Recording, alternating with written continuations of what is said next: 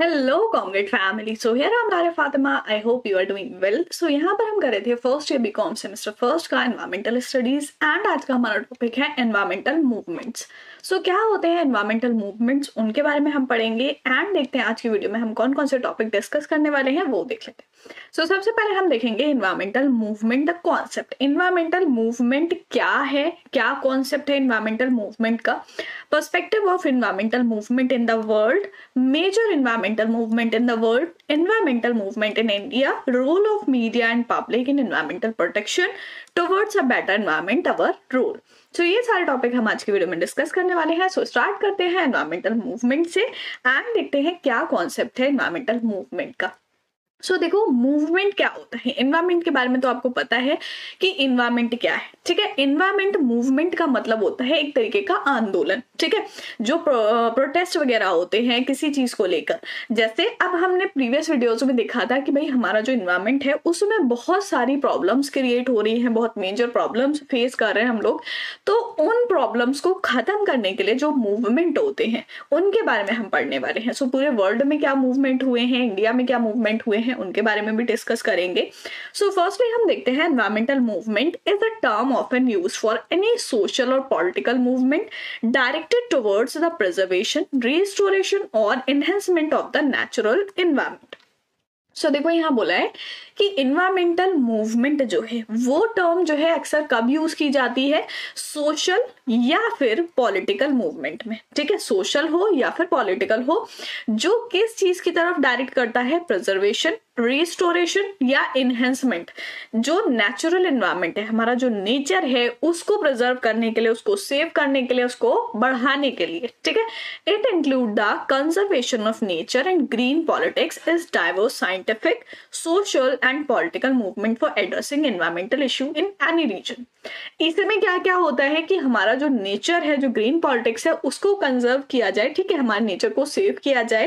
And इसमें social, scientific और political movement जो होते हैं वो ये एड्रेस करते हैं कि हमारे एनवायरमेंट में क्या क्या इश्यूज आ रहे हैं किसी भी एक पर्टिकुलर रीजन को लेके, ठीक है।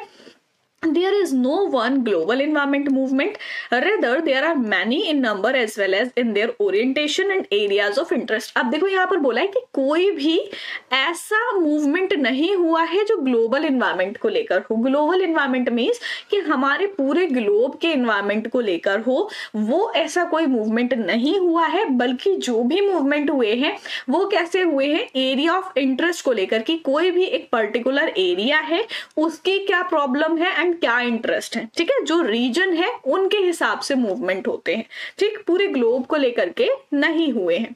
Majority of the movement in third world tend to be oriented around issue of human health, shelter, food security and survival. ज्यादातर जो मूवमेंट होते हैं वो किस चीज को लेकर होते हैं, जो इश्यूज हैं ह्यूमन हेल्थ को लेकर, शेल्टर को लेकर, फूड सिक्योरिटी को या फिर सर्वाइवल को लेकर।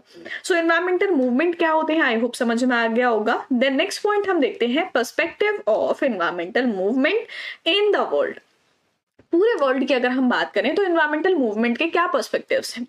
The roots of modern environmental movement can be traced to attempt in 19th century Europe, North America to expose a cost of environmental negligence, notably disease as well as widespread air and water pollution, but only after the second world war did the wider awareness begin to emerge.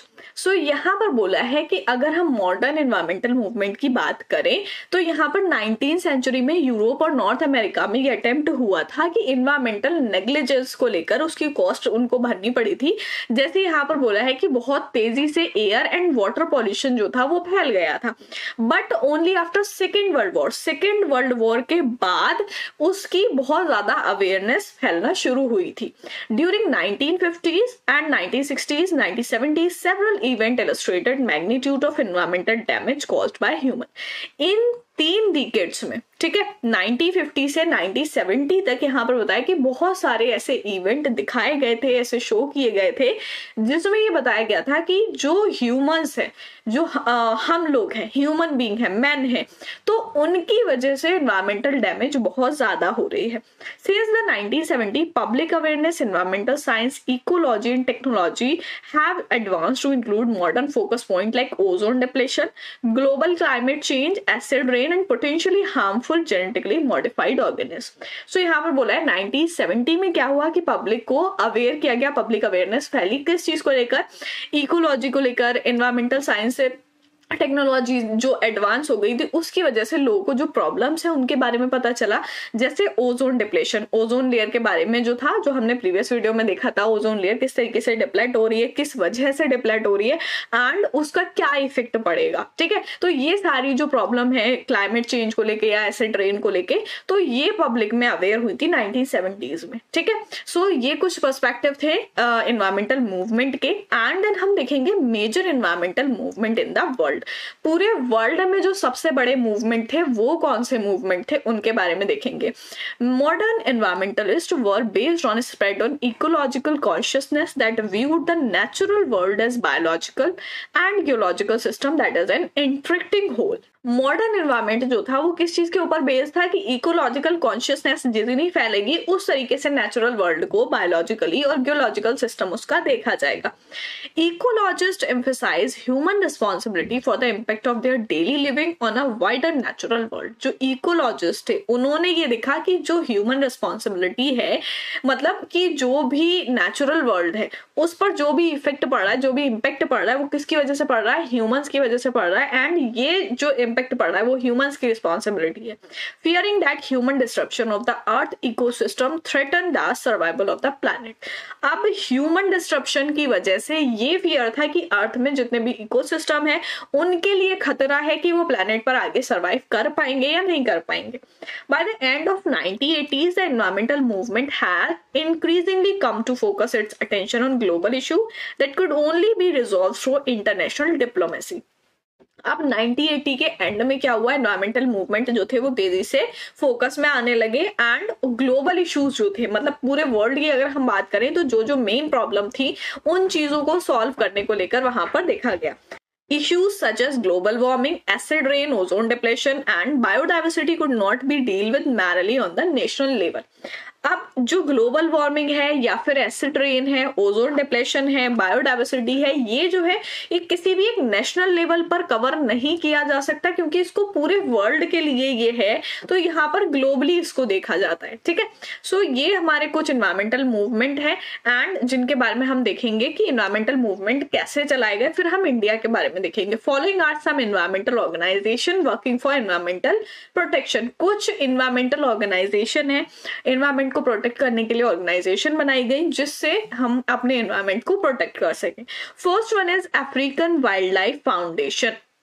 African wildlife foundation जो है work to conserve and wild animal of Africa and the land they inhabit. अब देखो यहाँ नाम से भी आपको समझ में आ रहा है अफ्रीकन वाइल्ड लाइफ फाउंडेशन। तो अफ्रीकन वाइल्ड लाइफ फाउंडेशन क्या करता है, जो वाइल्ड एनिमल्स हैं अफ्रीका के उनको कंजर्व करता है, ठीक है। And second is the Alliance for Justice is National Association of Environmental, Civil Rights, Mental Health, Women's, Children's and Consumer Advocacy Organization. The Alliance for Justice जो है वो क्या करता है, एक नेशनल एसोसिएशन है जो किस चीज के लिए है, सिविल राइट्स के लिए या फिर किसी पर्टिकुलर पर्सन की मेंटल हेल्थ के लिए, वुमेन्स के और चिल्ड्रंस के लिए या फिर कंज्यूमर एडवोकेसी ऑर्गेनाइजेशन, ठीक है। And third is American council for an energy efficient economy is dedicated to advancing energy efficiency as means of promoting both economic prosperity and environmental protection. American council जो है energy efficient economy की, वो क्या करती है,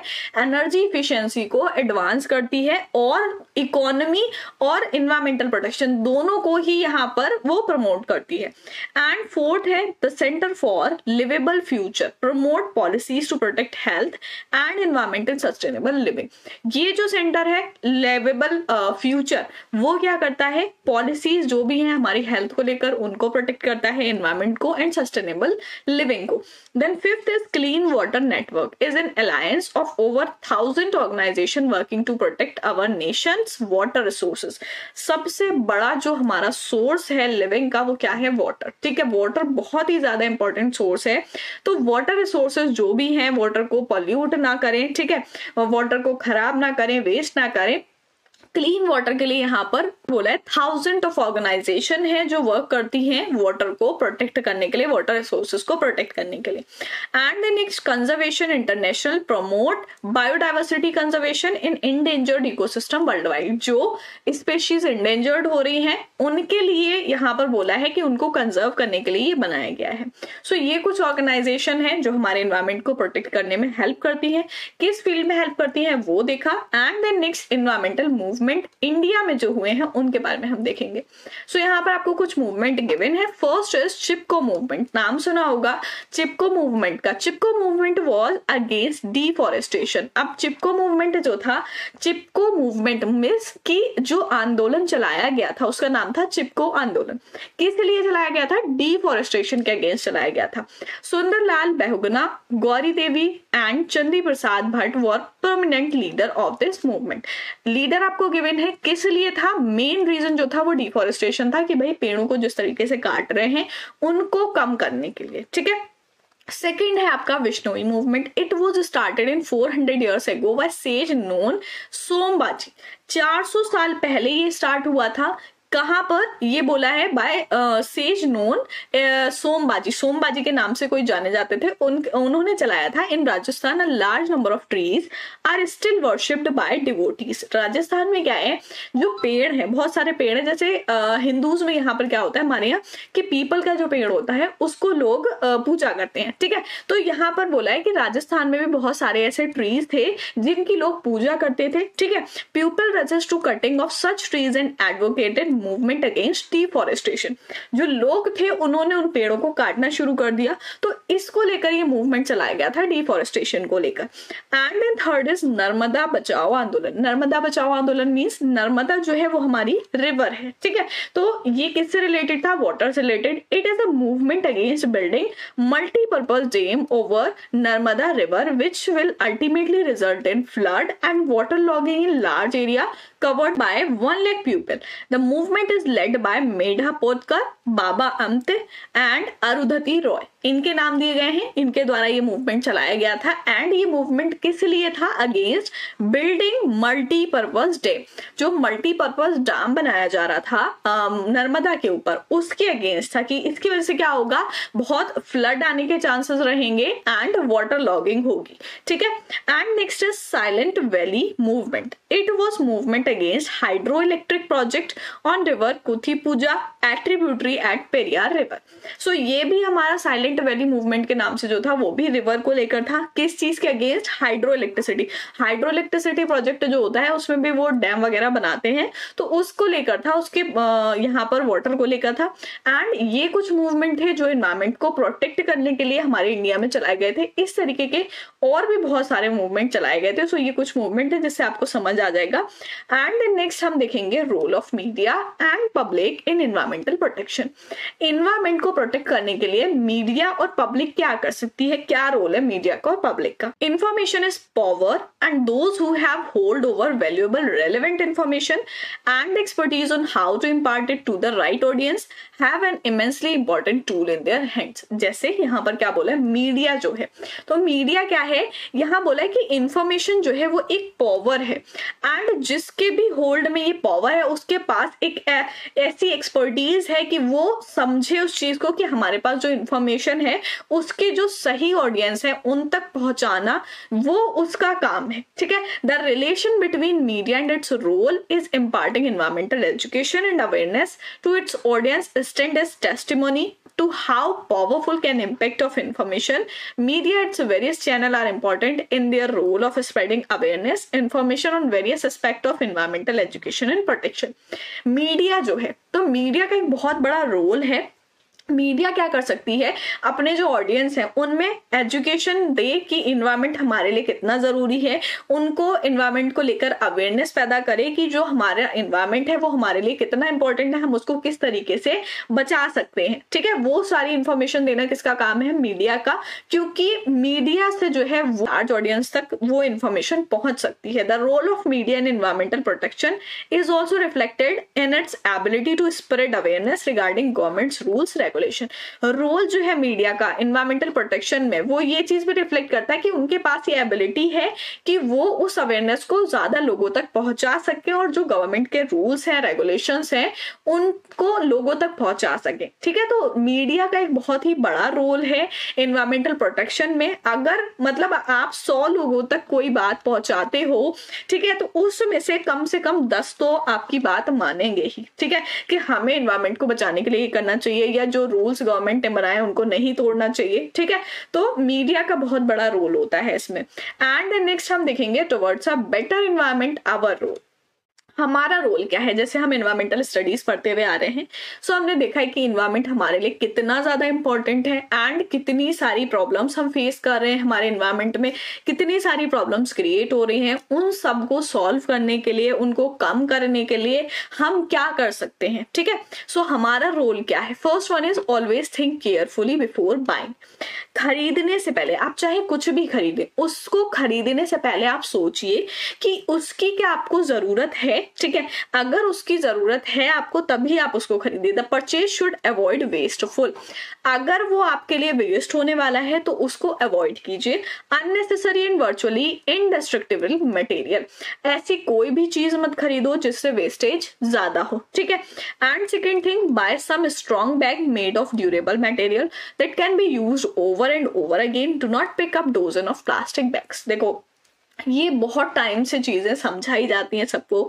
एक time तो ऐसा भी था जहां पर प्लास्टिक बैग्स जो थे वो बैन कर दिए गए थे। ठीक है, बट लोग मानते ही नहीं है। क्यों? क्योंकि प्लास्टिक बैग्स जो है वो बहुत ही ज्यादा हार्मफुल होते हैं एंड हम लोग जो है खाने पीने की चीजें भी उसमें लाते हैं, हर तरीके की चीज हम उसमें लेके आते हैं एंड वो हमारे लिए बहुत ज्यादा हार्मफुल है।